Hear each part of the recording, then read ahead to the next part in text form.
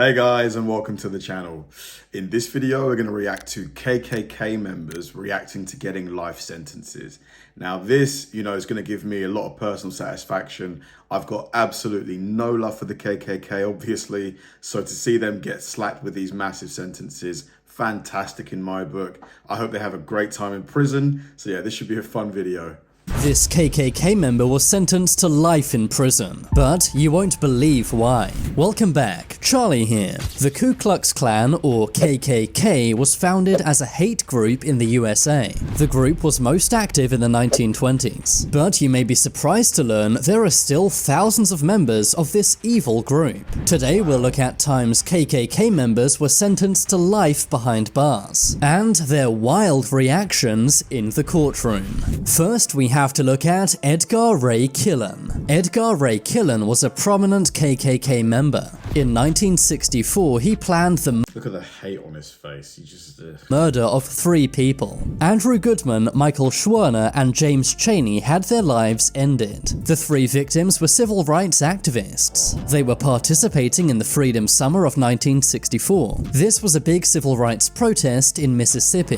The 3 men had just visited the victims of the burning of a black church. But that's when a KKK member who worked for the police arrested the men. The police said they were speeding, but there was no proof. After the men were released from jail, their car was tailed by the KKK. The KKK then forced their car off the road, and then shot the 3 activists inside, sadly ending their lives. The men were found 44 days later buried in a dam. Shockingly, at the time, the state of Mississippi refused to prosecute any of the men responsible. But in 1967, 18 men were arrested for the incident. This included the KKK leader Sam Bowers, as well as the sheriff and also Edgar Ray Killen. Absolutely. Most of the men involved were sent to prison, except Edgar Ray Killen. He somehow got away with the crime, or so he thought. But many years later, a reporter named Jerry Mitchell was investigating the incident. How did he get away with the crime?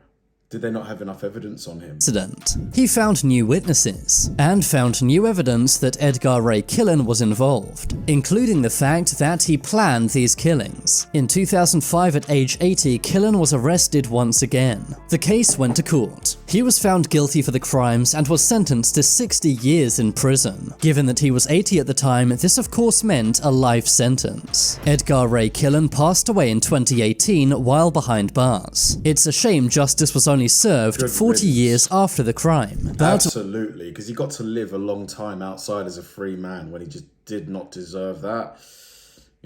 Hopefully he's in hell. Although late, at least justice was served. Next, we have to look at Sean Berry, Lawrence Brewer, and John King. In 1998, these 3 men ended the life of James Byrd Jr. This took place in Jasper, Texas. The 3 men offered to give James a ride, but instead of taking James home, the men took him to a remote road. They then assaulted James, and dragged him behind a Ford pickup truck for 3 miles. Sadly, James would later pass away from the injuries. The men then left James's body in front of a black church. James was found the next morning. There was no surveillance cameras or any witnesses. So how were these evil men caught? Well, it was basically down to their own stupidity. Near the area where the killing took place, police found a wrench with the word Berry written on it, obviously belonging to Sean Berry. Police also found a lighter with the word Possum on it. Possum was John King's prison nickname. Lawrence Brewer and John King were well-known white supremacists, making it very obvious this was a hate crime. King even had several very hateful tattoos on his body, including the logo of a hate group named the Confederate Knights of America. A judge found Sean, Lawrence, and John all guilty for James's murder. In 2011, Lawrence Brewer was executed by injection, and in 2019, John King met the same fate. Sean Berry was sentenced to life in prison, but could be out as early as 2038. Next, let's look at Kaylan.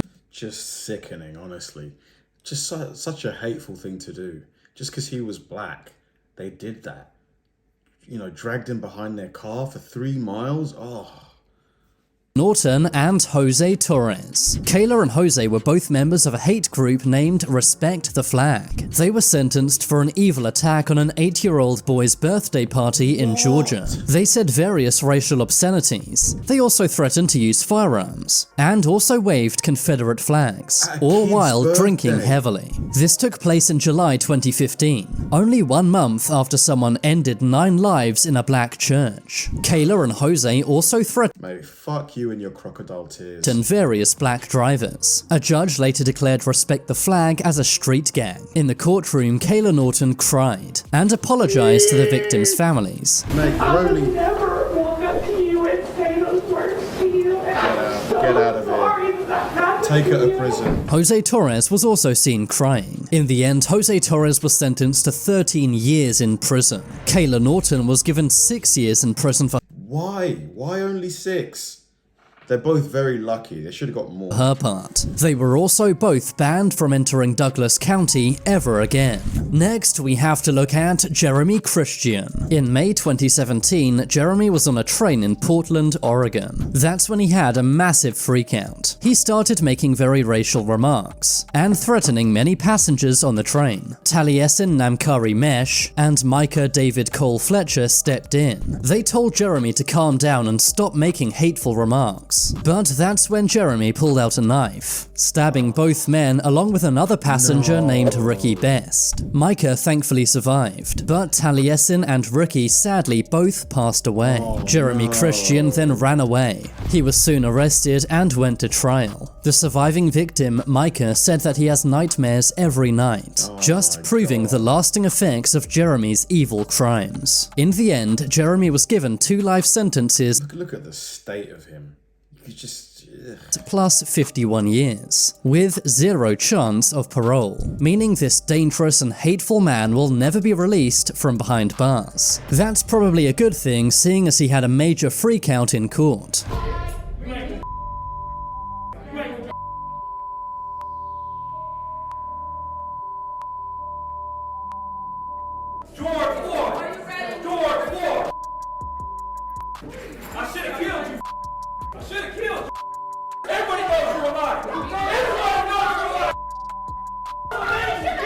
He began shouting at one of the victims, and even threatened to end her life, eventually having to be removed from the courtroom. Next, Mate, lock him up and throw away the key. Throw away the key. we have to look at Russell Courtier. This crime also took place in Portland, Oregon. One day, Russell Courtier was arguing with Larnell Bruce Jr. outside a 7-Eleven, but things escalated rapidly. Russell Courtier got into his Jeep and ran over Larnell Bruce Jr., sadly ending his life. But why would Russell Courtier do this? Well, it turns out he was part of a hateful prison gang named European Kindred. He had the group's logo on his hat as well as a tattoo on his leg. His hat was found at the crime scene and CCTV also caught the whole thing on camera. He was arrested and Why can't we all just get along, honestly? You know, like, I've got friends of every single race. Like, it's just... Why? Why is it that there's just so much hate in this world? It's sad, honestly, because we've got far more in common than what separates us. Like, it's just, the color of our skin is just literally the amount of melanin that's in our skin. That's all it is. It's just the fact that you can kill somebody just because they're a different color to you.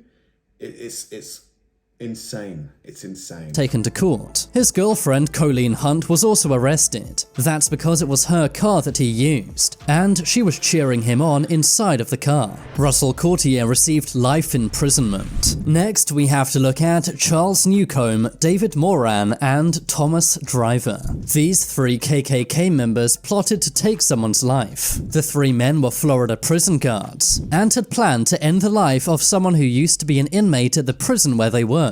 Thankfully, the plot was foiled by the FBI. They wanted to end the life of a man named Warren Williams. This was over a fight one of the men had with Warren. They planned to use insulin to take his life, and then dump him in a lake to make it look like he drowned. The FBI was able to save Warren Williams' life. They did this by infiltrating the KKK and finding out their plot to end Warren's life. The men are now in the same prison where they used to work. Only this time, they're not guards, but inmates. Finally, let's look at Harry Rogers. Harry Rogers was the president of the Virginia KKK. In 2021, he was sentenced to 5 years in prison. This was for driving his truck through a crowd of protesters. The protesters had gathered. He only got 5 years for that. I mean, isn't that almost like attempted murder? 5 years? To protest the killing of George Floyd. That's when Harry Rogers drove his truck into many people. Thankfully, no one passed away, but there were various injuries. He pleaded guilty to 3 counts of assault, 1 count of destruction of property, and 1 count of hit and run. Footage later emerged of Harry at Klan member meetings, showing that what he did was by no means a mistake. Although he was sentenced to 5 years, some said that wasn't enough. That's because if Harry was driving his truck any faster, people could have easily lost their lives. But now it's time for you to make your voice heard. Comment down below which of these criminals was that Harry Rogers. How did he only get 5 years for that? That's crazy, because he made contact with people. Like, he hit them with his car. 5 years to me is laughable, and the judge who, decided that sentence, I think that needs investigating, because that's just not enough. Thanks for watching, guys, and I'll see you in the next one.